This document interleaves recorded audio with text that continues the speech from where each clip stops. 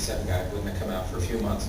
In those days, if you, I don't know, I'm just sort of taking something here that's random.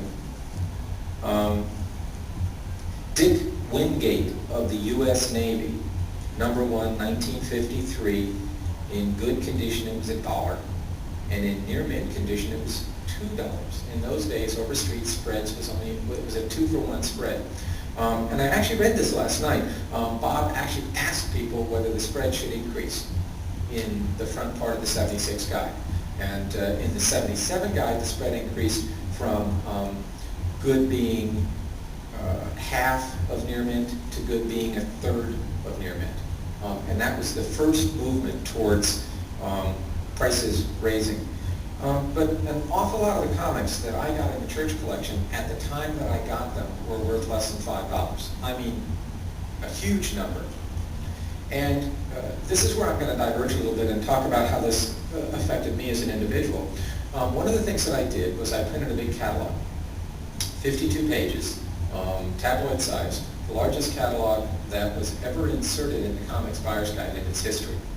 And I listed all the comics that I had, and I listed them at Overstreet and a half. Now this was coming at a sensitive time because the Overstreet had just gone from double to triple good versus near mint. And then I come along and I say, well, yeah, but these comics that I have are better than that.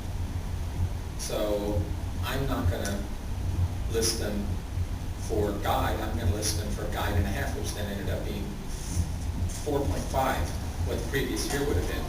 Then on top of that, I also had another policy. I said, any comic book prior to 1955, if it's in near mint, I will not sell it for less than $5. So I don't care if Bob says that it's $2, $3, $5 is my minimum, because I don't think that any comic book that has survived at that point, 25 years, should be less than $5.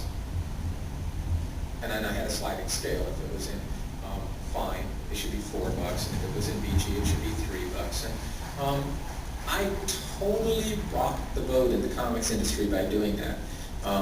And the comics industry already was riven in those days by a dichotomy between people who considered themselves to be true collectors and people who considered themselves to either be dealers or speculators or more progressive. You can pick one or you can pick the other. It's a little known fact, but I know a person myself who bought 10 copies of FF1 off the stands in near mint condition and actually put his way through, paid for his freshman year at the University of Colorado that way.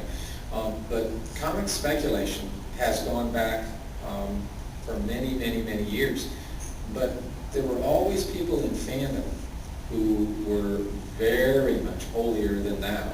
And they viewed any mercantilism associated with collector comics to be the akin of the money changers in the temple. So there was a lot of flack that I caught when I was marketing the Edgar Church books.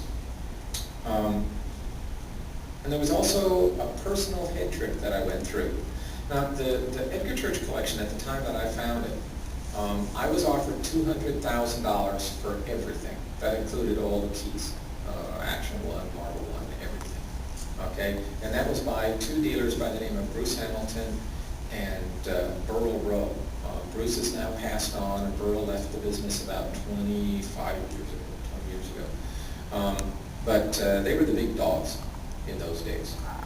I was 21 years old when I found the collection, and $200,000 in those days would buy you several thousands.